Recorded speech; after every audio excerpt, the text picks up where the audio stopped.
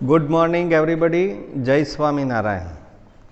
मित्रों, paper solution part 6 में आज क्वेश्चन नंबर 47 to 52 ની વાત આજે આપણે કરવાના છીએ।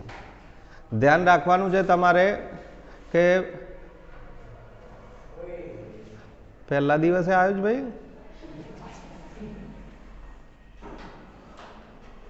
42 क्वेश्चन्स 47 થી 52 માં શું પૂછાય છે, કેવી રીતે આપણે બોર્ડમાં લખવાના છીએ।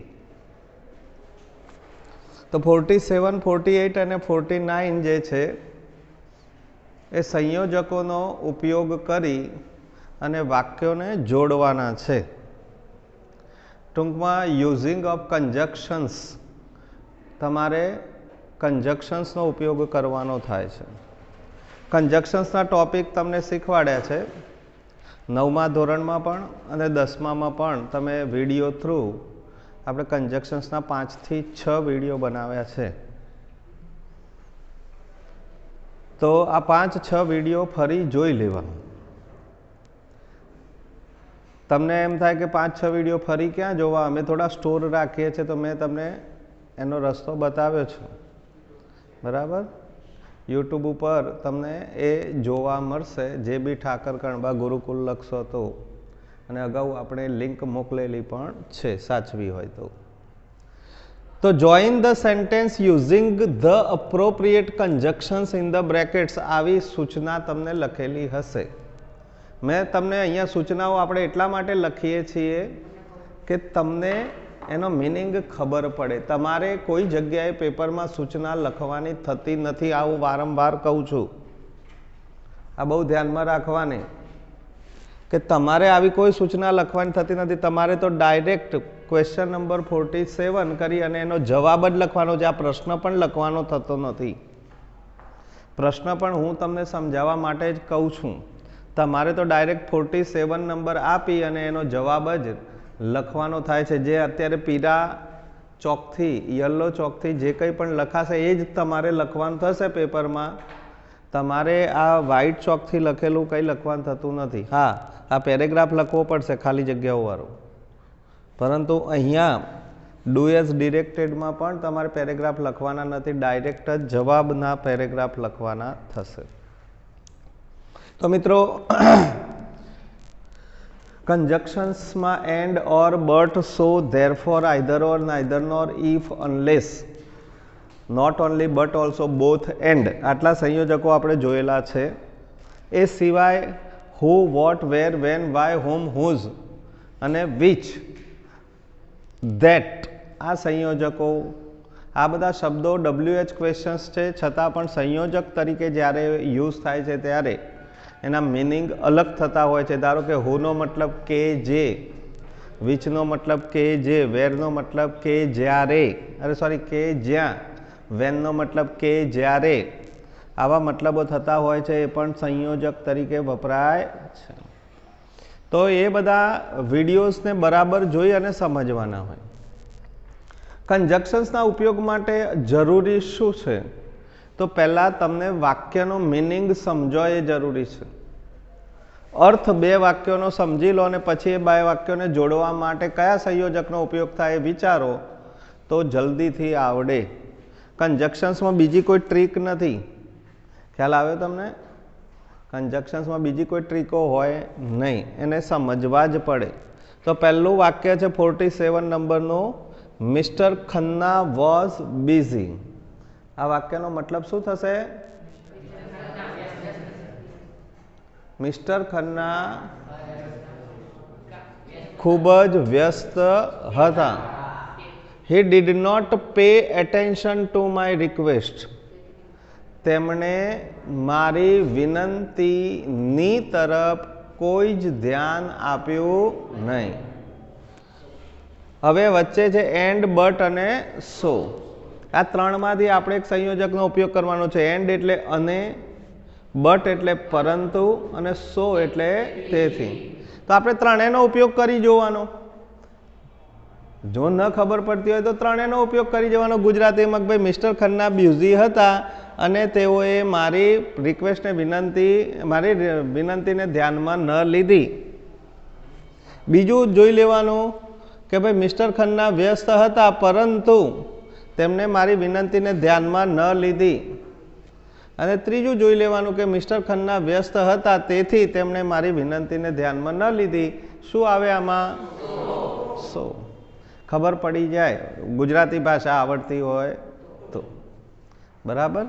તો mister Khanna was busy so he did not pay attention. સીધી જ વસ્તુ છે.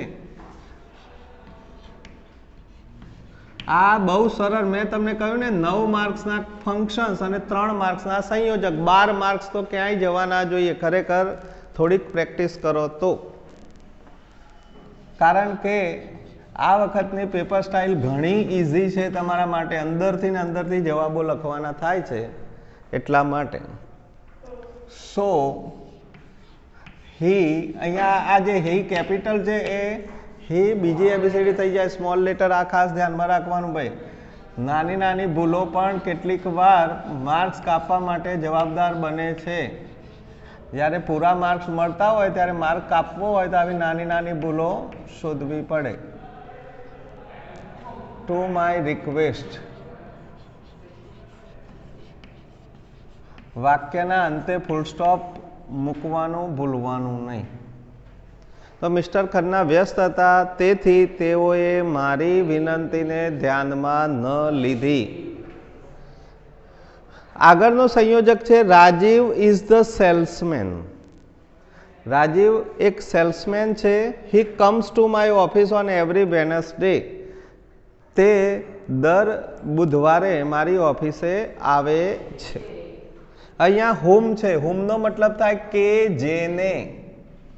હુઝનો મતલબ થાય કે જેનું. અને હુનો મતલબ થાય કે જે. અહીંયા તમે જુઓ ને તો વાક્ય બે જે વાક્યો છે ને એને એક વાક્ય પૂરું થાય છે ત્યાં શું છે? Salesman.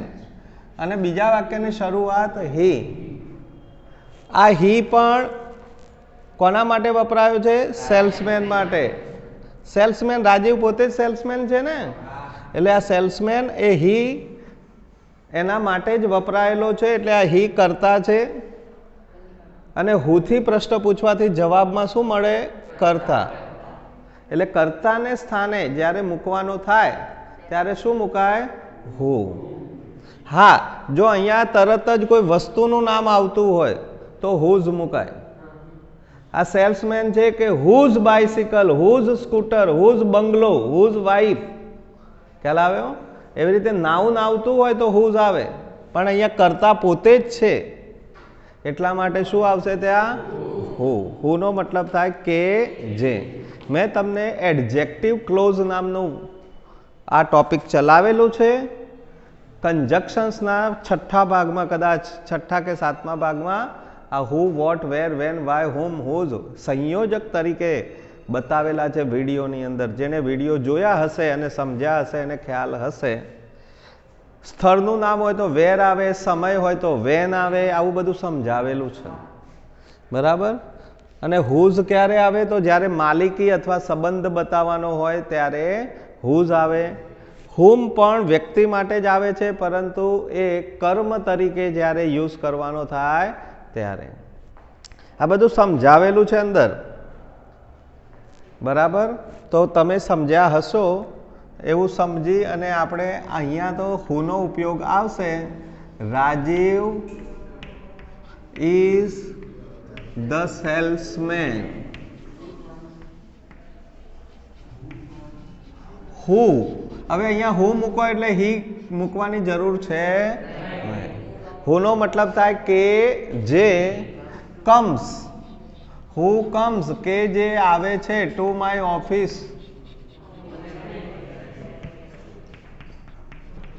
on every Wednesday.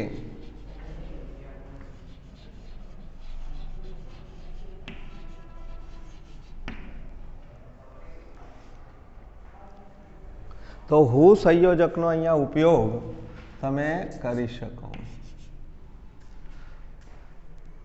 My younger son will eat dabeli. મારો નાનો છોકરો દાબેલી ખાશે. He will eat sandwich. તે સેન્ડવિચ પણ ખાશે, પણ નથી લખ્યું, તે સેન્ડવિચ ખાશે. હવે અહીંયા તમારે જોવાનું કે ધેરફોર નો અર્થ થાય તેથી, તો એ તો કોઈ સંજોગોમાં આવી શકે એમ છે નહીં. નાઈધર નોર કે આઈધર ઓર, આ બંને શું બતાવે છે? વિકલ્પ બતાવે છે. પણ નાઈધર નોર નો ઉપયોગ કરવાનો થાય તો વાક્યમાં નોટ હોવો જરૂરી છે.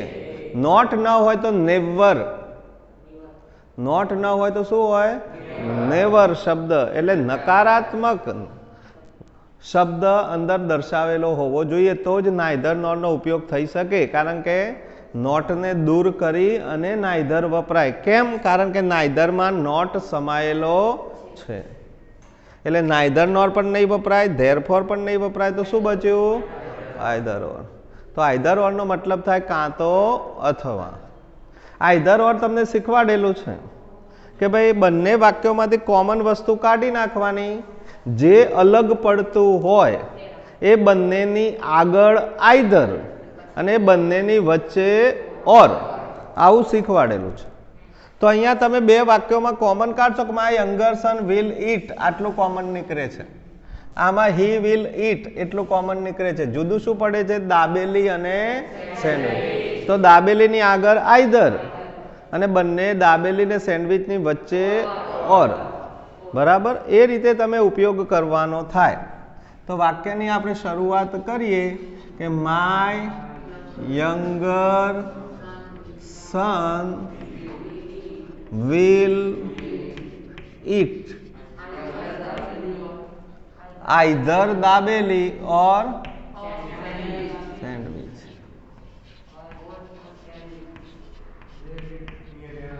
or sandwich.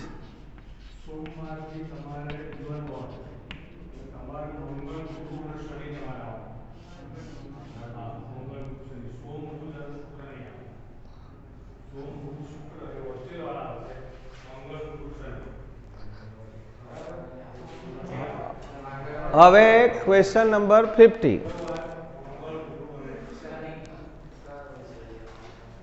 Rewrite the paragraph filling in the blanks with appropriate words in the brackets.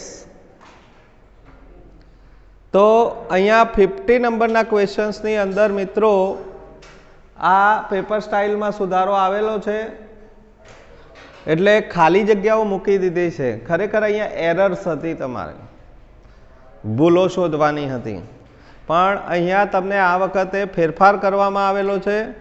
ભૂલો શોધવાની એ તમને હાર્ડ પડે, કારણ કે વાક્યમાં શું ભૂલ છે એ શોધવી મુશ્કેલ પડે. તમે ગ્રામર બરાબર ન સમજો તો. એટલે એને ઇઝી બનાવવા માટે તમને 3 ઓપ્શનવાળી ખાલી જગ્યાઓ આપી દીધી છે.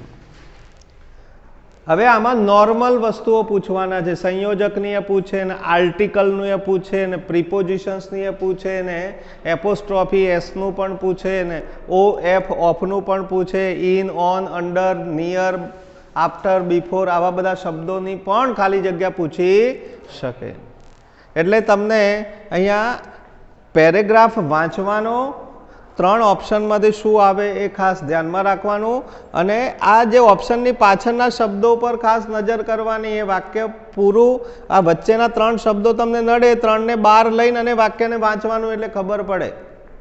ધારો કે આ વાક્ય છે ધ ફોલોઈંગ ડે ખાલી જગ્યા સન, એમ વાંચવાનું, એટલે તરત જ ખબર પડે કે કિંગ્સ સન. કિંગ સન ના આવે કોઈ ધારો, કિંગ્સ સન. આ એપોસ્ટ્રોફી એસ નો મતલબ શું થાય છે? નો, ની, નું, ના. ખબર પડતી હોય તો એપોસ્ટ્રોફી એસ નો મતલબ શું થાય છે? નો, ની, નું, ના. એટલે અહીંયા કિંગ્સ સન, રાજાનો છોકરો, એવો અર્થ થાય.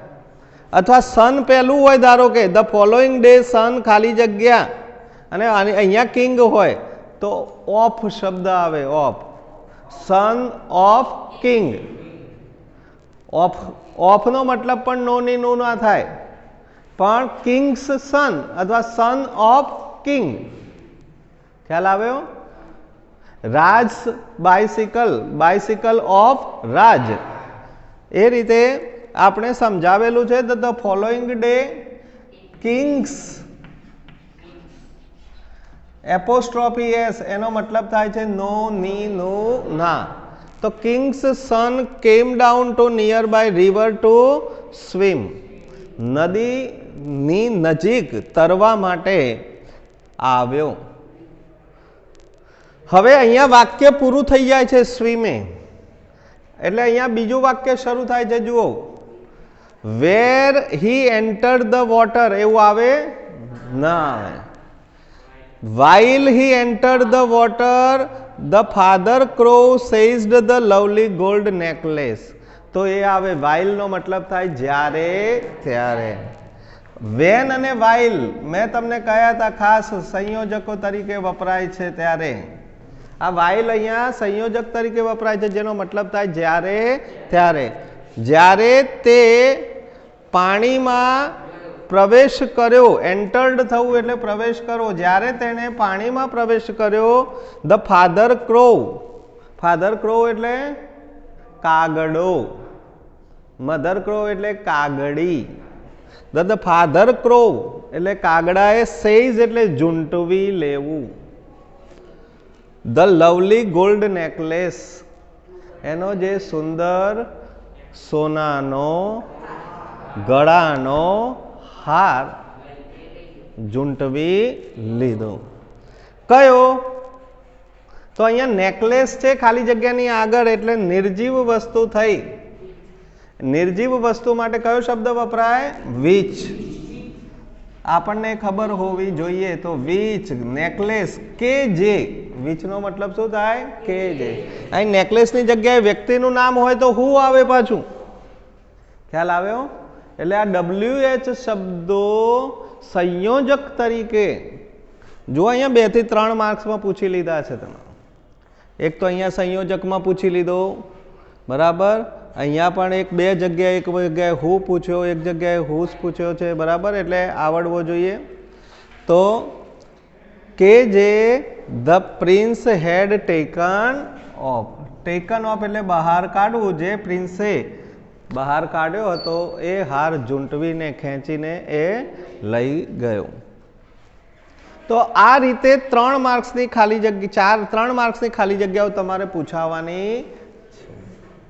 એટલે એ ખાલી જગ્યાઓ સાહેબ અમારે તો ખાલી જગ્યાઓમાં ઓપ્શન આલે એટલે બહુ થઈ ગયું. અમારે તો આમ આંગળી મૂકીને જવાબ લખી જ દેવાનો છે ને. અમારે ક્યાં વિચારવાનું છે? હા, અમારે તો વિચારવાનું બધું તમને આપ્યું. બાકી અમને એવી ખોટી ટેવો તો છે જ નહીં. આવી ખોટી ટેવો અમે ક્યારેય, ખરાબ ટેવો, બેડ હેબિટ્સ અમે વિકસાવતા નથી. બરાબર છે ને? આ બધી બેડ હેબિટ્સ વિકસાવવાની નહીં. તો આપણે કેવી ગુડ હેબિટ્સ વિકસાવવાની? કેવી? વિચાર્યા વગર લખવાનું. એ બે ગુડ હેબિટ્સ છે ને. તો આ બધું વિચારવું પડે ગ્રામરમાં. આટલું સહેલું અને આટલું સરળ કોઈ દિવસ પેપરો આવ્યા નથી અને આ વખતે આવવાના છે. એટલા માટે તો 10મામાં એક પણ પરીક્ષા પેલા ગવર્મેન્ટે લીધી નહીં. લીધી? બધા વિષયની પરીક્ષાઓ લીધી દર મહિને એન્ડમાં. ગણિત, વિજ્ઞાન, SS, ગુજરાતી, ઇંગ્લિશની આપી એ કઈ પરીક્ષા? ક્યાં આપી છે? પેલી જે પરીક્ષા મહિનાના અંતમાં લેવાતી હતી, ચોપડા તમે મૂકી જતા હતા, એમાં ઇંગ્લિશની એક એક્ઝામ આવી નથી આવી. બરાબર. તો ઇંગ્લિશ એટલું સહેલું છે ને તમને બધાને પાછું આવડે છે. 2 વસ્તુ છે એટલે તો એની એક્ઝામ લેવી જરૂરી સમજાય જ નહીં. છતાંય આપણે આવા પેપર સોલ્યુશનો ખાસ તમે કરશો તો તમને ફાયદાકારક નીવડશે. બરાબર. બીજું તો કંઈ કહેવાનું થતું નથી. આજે હવે ડુ એઝ ડિરેક્ટેડ તરફ જઈએ છીએ આપણે. ડુ એઝ ડિરેક્ટેડનો ગુજરાતી મતલબ થાય માગ્યા પ્રમાણે કરો. અહીંયા તમને ડુ એઝ ડિરેક્ટેડમાં એવું કશી જ સૂચના નહીં હોય કે આમાં શું કરવાનું છે. તમારે સમજવાનું રહેશે કે ભાઈ ઉપરનો જે પેરેગ્રાફ છે, પેરેગ્રાફનું એક વાક્ય તમને બનાવીને આપેલું હશે. એટલે એને પેરેગ્રાફની અંદર શું ચેન્જ કર્યો છે એક વાક્ય જોઈને તમારે સમજી લેવાનું. આમાં 4 ચેન્જ મુખ્ય હશે. મેં તમને કહ્યું જેન્ડર ચેન્જિંગ, સિંગ્યુલર પ્લુરલ એકવચન બહુવચન, ટેન્સ ચેન્જિંગ અને એક્ટિવ વોઇસમાંથી પેસિવ વોઇસ. આ 4 ચેન્જ હશે. એમાં ખાસ 2 ચેન્જ કયા હશે તો એક ટેન્સ ચેન્જિંગ અને એક પેસિવ વોઇસ.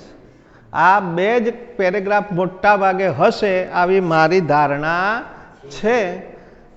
એટલે એ 2 વિશે પહેલાં વિચારવાનું, પછી સિંગ્યુલર પ્લુરલ અને જેન્ડર ચેન્જિંગ વિશે પણ વિચારી લેવાનું. એ આપણા કોર્સમાં છે. એટલે અહીંયા આપણે પેરેગ્રાફ વાંચીએ તો the policeman asked the stranger some question. પોલીસવાળાએ અજાણ્યા માણસને કેટલાક પ્રશ્નો પૂછ્યા. The stranger did not reply any question. The policeman held him by his collar. તો પોલીસવાળાએ એને કોલરથી પકડ્યો કારણ કે પેલા એ જવાબ કંઈ આપ્યો નથી. હવે અહીંયા નીચે ચાલુ કરીને આપ્યું કે the stranger was asked some questions by the policeman. આમ તો બાય ધ પોલીસમેન જુઓ એટલે ખબર પડી જાય કે આ પેસિવ રચના છે, પણ બાય જોઈને પેસિવ રચના નક્કી નહીં કરવાની. અહીંયા તમારે ઇઝેમાર સાથે ભૂતકૃદંત હોય કે વોઝવેર સાથે ભૂતકૃદંત હોય કે વિલ બી સાથે ભૂતકૃદંત હોય તો સમજી લેવાનું એ પેસિવ રચના છે. મેં તમને પેસિવ રચનાઓ ના પણ પેરેગ્રાફ તમે જોયા હોય વિડીયો તો એમાં બહુ સારી રીતે સમજાવવાનો પ્રયત્ન કર્યો છે. 5 જે નિયમો છે કે કર્મ શોધો, કર્તાને સ્થાને લો, કાર ઓળખી સહાયકારક ક્રિયાપદો મૂકો, વર્બ 3 મૂકો, બાય મૂકો અને કર્તા મૂકો. આ 5 જો તમે નિયમો બરાબર યાદ રાખો તો ખ્યાલ આવે. અહીંયા તમારે જોવાનું, જુઓ વચ્ચેનો શબ્દ પહેલો મૂકી દીધો છે. Was were, is am are, shall be, will be, has been. બરાબર, તો વોઝ વેર છે, પછી V3 છે એટલે પેસિવ રચના છે. 3 જ સ્ટેપ્સ જોવાના છે.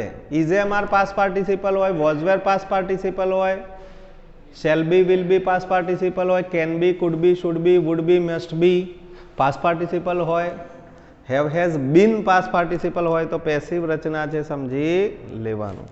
એટલે અહીંયા પેસિવ રચના બનાવી છે. જો ધ સ્ટ્રેન્જર કર્મ છે એને આગળ લીધું, ભૂતકાળ છે એટલે વોઝ મૂક્યું, આસ્કડ V3 મૂક્યું, some questions by the policeman. પહેલું વાક્ય પૂરું થયું. બીજું વાક્ય શું છે? The stranger did not reply any question. ચાલો આમાં કર્મ કયું ભાઈ? Any question. તો તમે અહીંયા લખી શકો એની ક્વેશ્ચન. ક્વેશ્ચન છે કે ક્વેશ્ચન્સ છે? ક્વેશ્ચન્સ છે. હવે ડીડ નોટ એટલે કયો કાર કહેવાય ભાઈ? સાદો ભૂતકાળ. બીજો નિયમ છે કે પેસિવ રચનાનો બીજો નિયમ શું છે? કાળ ઓળખો. સાદો ભૂતકાળ છે તો શું મૂકવાનું? વોઝ વેર. સાદો વર્તમાનકાળ હોય તો ઇઝ એમ આર મૂકવાનું, સાદો ભૂતકાળ હોય તો વોઝ વેર મૂકવાનું. તો અહીંયા વોઝ વેર માંથી શું આવશે? વેર આવે. ક્વેશ્ચન્સ બહુવચન છે એટલે any questions were not reply નું શું થઈ જશે? Replied by the stranger.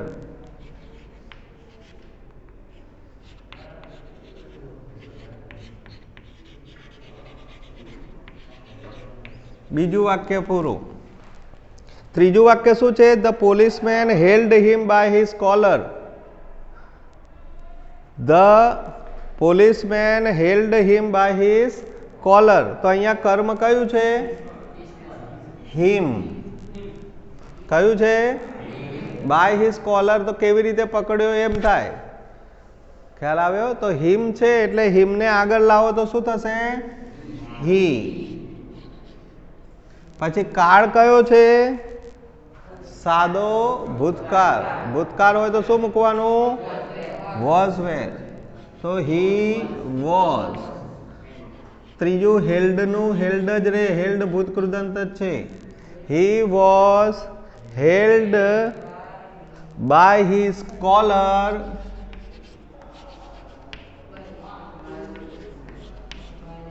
by the policeman.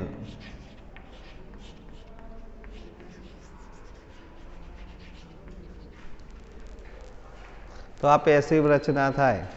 તમારે 5 નિયમને અનુસરવું પડે. પેસિવ રચનાની પ્રેક્ટિસ કરજો. 2 માર્ક્સમાં એક પેરેગ્રાફ 100% પેસિવ રચનાનો પૂછાવાનો છે. આટલી સમજી જ લેજો તમે. એટલે તમારે તૈયાર કરવાની. અને એક પેરેગ્રાફ મેં કહ્યો કે ટેન્સ ચેન્જિંગનો હશે. તો અહીંયા તમે જોશો કે ઇટ ઇઝ રેનિંગ હેવીલી. શરૂઆત કરીને આપી છે begin like this. It was raining heavily. It is raining heavily એ કયો કાળ છે? ચાલુ વર્તમાન કાળ. અને ઇટ વોઝ રેનિંગ હેવીલી ચાલુ ભૂતકાળ. ઇઝ એ મારા આઈએનજી ચાલુ વર્તમાન કાળ. વોઝ વેર આઈએનજી ચાલુ ભૂતકાળ. તો અહીંયા પણ આપણે ચાલુ વર્તમાન કાળનો ચાલુ ભૂતકાળ બનાવવા કશું જ કરવાનું નથી. ઇઝ એ મારની જગ્યાએ વોઝ વેર મૂકવાનું થાય છે. એટલે સીધા 2 માર્ક્સ મળે. તો અહીંયા ધ રિવર્સ ટુ વોઝ ના આવે એટલે વેર આવે. Were flowing dangerously. Flowing ડેન્જરસલી.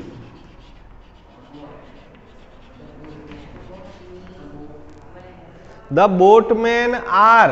R ના બદલે શું લખવાનું છે? વેર. આ પણ જોવાનું કે બોટ પછી મેન MEN મેન છે. બહુવચન છે એટલે વેર આવે. વેર taking their boats to the bank.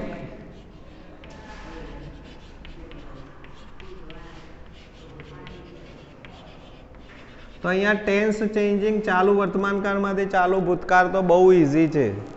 કારણ કે ઇઝ એમઆરના બદલે તમારે વોઝવેર જ મૂકો એટલે ચાલુ ભૂતકાળ થઈ જાય. ખાસ કરીને સાદા વર્તમાનકાળમાંથી સાદો ભૂતકાળ, સાદા ભૂતકાળમાંથી સાદો વર્તમાનકાળ, કાં તો સાદા વર્તમાનકાળ અથવા સાદા ભૂતકાળમાંથી સાદો ભવિષ્યકાળ અથવા ચાલુ વર્તમાનકાળનો ચાલુ ભૂતકાળ. આટલા ટેન્સ ખાસ ચેન્જ કરવાના. મેં ટેન્સ ચેન્જિંગની પણ પ્રેક્ટિસ બહુ જ કરાવેલી છે. અંદર તમને વિડીયોમાં કહ્યું હતું એ બરાબર જોઈ લેવાના. ફરીથી મેં તમને કહ્યું વારંવાર આ વિડીયો જોશો ને તો બહુ કશી જરૂર નહીં પડે, જલ્દી આવડી જશે. પરંતુ એ કામ તમારે કરવું પડે નિયમિત રીતે. ખ્યાલ આવ્યો? તો અહીંયા આપણે આટલે સુધી આજે રાખવાના છીએ. 51, 52, 53 અને સેક્શન ઈ આપણે નેક્સ્ટ વિડીયોની અંદર જોઈશું. બરાબર. બીજા પણ તમને મટીરિયલ્સ બહાર પડ્યા છે. હવે ધીરે ધીરે મેં કહ્યું 5 પેપર પહેલાં એ ગાલાના છે અને બીજું મહેસાણાવાળાએ મટીરિયલ્સ મૂક્યું છે આખું જે પ્રમાણે પૂછાવાનું છે એ પ્રમાણે. એ પણ તમે યુટ્યુબ ઉપર સર્ચ મારશો એટલે મળી રહેશે વેબસાઇટ ઉપર. બરાબર. તો એને વાંચવાનું, જોવાનું અને એ પ્રમાણે તૈયારીઓ કરવાની રહેશે. તો બસ આજે આટલું જ. બરાબર. આટલું પેપર લખાઈ જવું જોઈએ દરેકને. જય શ્રી સ્વામિનારાયણ.